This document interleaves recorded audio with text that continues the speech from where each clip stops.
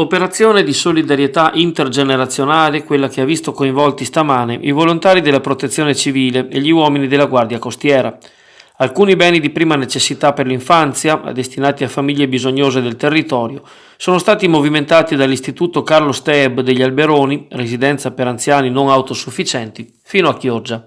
L'iniziativa è stata curata dal Centro di Aiuto alla Vita, a supporto della decisione di un'anziana ospite, venuta a mancare nei mesi scorsi, di supportare il centro nelle situazioni familiari di difficoltà.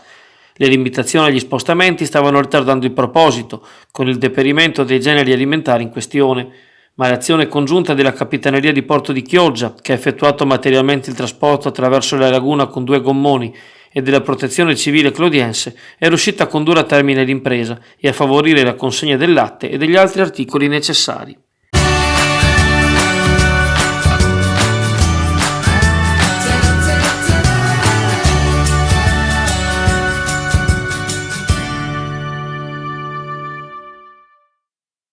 Due anziani della casa di riposo di Sottomarina sono stati ricoverati ieri con i sintomi del Covid-19, confermati dall'esito del tampone.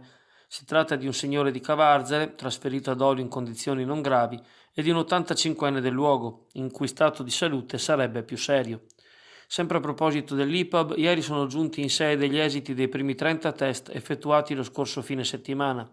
Di questo campione, 3 sono i casi positivi, ma non è stato specificato se riguardano ospiti o dipendenti. Alcuni tra questi ultimi, nel timore di risultare positivi all'arrivo delle analisi, hanno deciso di non tornare nelle proprie abitazioni e di trascorrere in un albergo di Sottomarina le ore che intercorrono tra la conclusione e la ripresa dell'orario di servizio. Nessun decesso è stato comunque registrato nella notte all'interno degli ospedali dell'Ustra e Serenissima, dopo i 6 di ieri, equamente divisi tra Dolo e Mestre. Sono 104 i casi di positività registrati nel territorio comunale di Chioggia dall'inizio del contagio, con 368 persone sottoposte a isolamento in quanto contatti di pazienti positivi. Oggi è scattato anche l'obbligo, espresso nell'ordinanza emanata ieri dal presidente della giunta regionale Luca Zaia, di entrare nei negozi di alimentari tassativamente con mascherine e guanti. La circostanza ha creato ulteriori disguidi tra i clienti, tanto che alcuni negozi, specie tra i panifici, avevano frenato gli ingressi, disponendosi invece a recapitare la spesa all'esterno. C'è stato anche chi si è scambiato i guanti appena usati con gli utenti successivi, trattandosi di una relativa novità che necessita del tempo sufficiente a entrare nelle abitudini. Quanto alle sanzioni, la Polizia di Stato ha controllato in 20 giorni 43.000 persone nell'area metropolitana di Venezia e ne ha sanzionate 436 con multe a carattere pecuniario, oltre a 42 denunce per falsa dichiarazione. 4 le persone sorprese ad allontanarsi nonostante l'isolamento domiciliare e la propria positività. Sono stati invece 50.000 gli esercizi commerciali ispezionati, con 11 sanzioni e 26 denunce. Non mancano gli atti di solidarietà verso i sanitari negli ospedali. Questa mattina la Gastronomia Gallo, con sede in Corso del Popolo a Chioggia, ha omaggiato di vivande gli infermieri del pronto soccorso e i volontari della Croce Verde, mentre nelle autostrade venete è stato sospeso il pagamento del pedaggio autostradale per i medici, gli infermieri e gli operatori costretti a servirsi dell'autostrada per motivi di lavoro legati al coronavirus.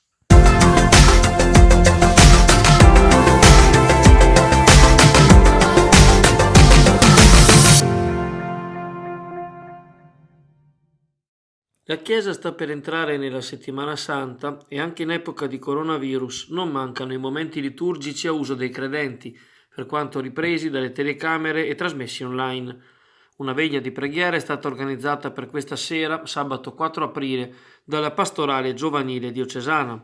Sarà presieduta dal Vescovo Adriano Tessarollo nella Cappella dell'Episcopio e trasmessa negli spazi web della Diocesi di Chioggia dalle ore 20:45.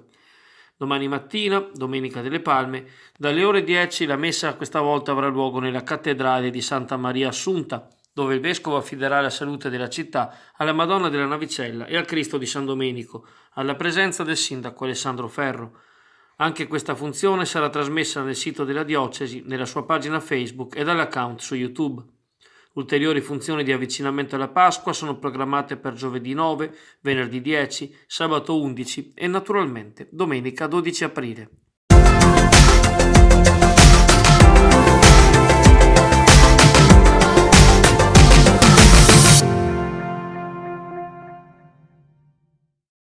I sindaci del litorale veneto si sono riuniti in videoconferenza per affrontare gli effetti del coronavirus nelle attività balneari, anche a seguito della recente riunione digitale del G20 delle spiagge.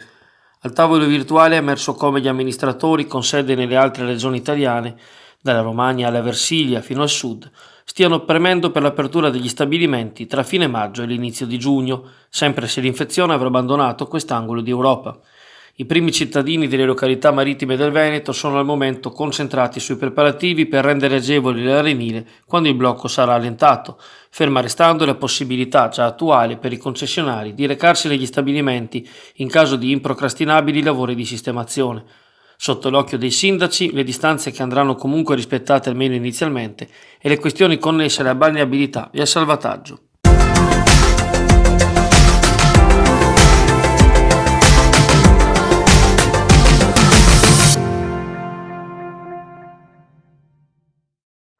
Ha fatto molto discutere l'articolo del Gazzettino, ripreso giovedì da Chioggia Azzurra, riguardo l'approssimarsi della scelta fra una cordata chiogiotta e una veneziana in merito all'utilizzo di una parte del forte di San Felice a Sottomarina a fine ricettivo alberghiero.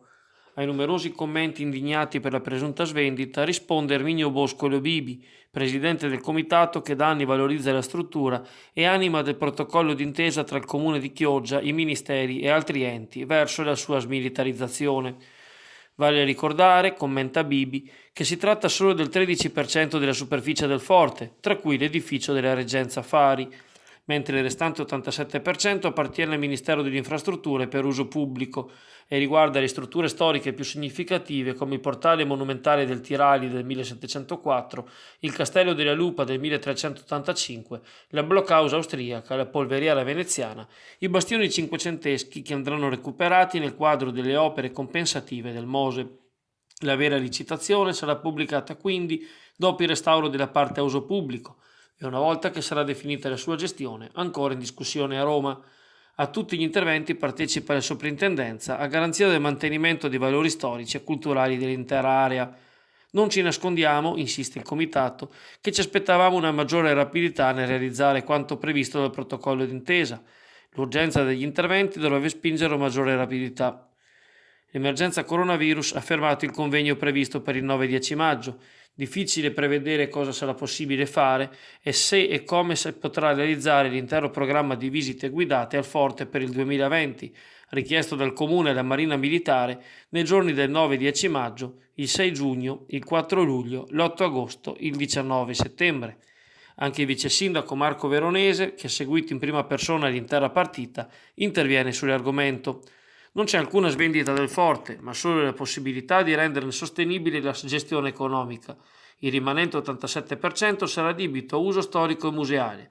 Prima dell'avvento dell'attuale amministrazione, dice Veronese, nessuno ha avuto una prospettiva di recupero per il forte di San Felice.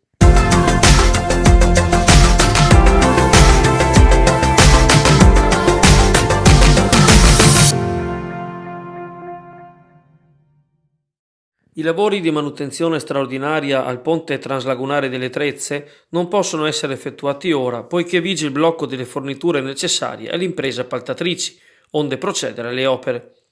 Lo ha dichiarato l'ANAS del Veneto in una nota con la quale spiega l'iter dell'intervento, così come si è venuto configurando negli ultimi mesi attraverso il rapporto con l'amministrazione comunale di Chioggia. Ne dà notizia oggi la Nuova Venezia con un articolo di Elisabetta Bosco Lanzoletti nel numero in edicola. L'emergenza sanitaria ha di fatto interrotto tutti i cantieri non immediatamente necessari alla sicurezza della circolazione. Il ripristino dei giunti e il risanamento corticale, giudicati imprescindibili già qualche mese fa, slittano così a settembre, ovvero dopo il picco della stagione turistica, nella speranza che possa prendere regolarmente avvio dopo la fine del contagio. Lo aveva già comunicato il 30 marzo scorso il sindaco di Chioggia Alessandro Ferro, intento a tutelare sia gli operatori turistici che quelli portuali. Ma nel comunicato ANAS non manca di togliersi qualche sassolino dalla scarpa, parlando di posizioni contraddittorie dell'ente pubblico, sia riguardo i tempi di esecuzione, dal novembre scorso poi rinviati, che la viabilità alternativa, oscillante tra l'anello di circolazione a senso unico, che avrebbe coinvolto Arzerone e Rebosola, e invece l'ipotesi di senso unico alternato.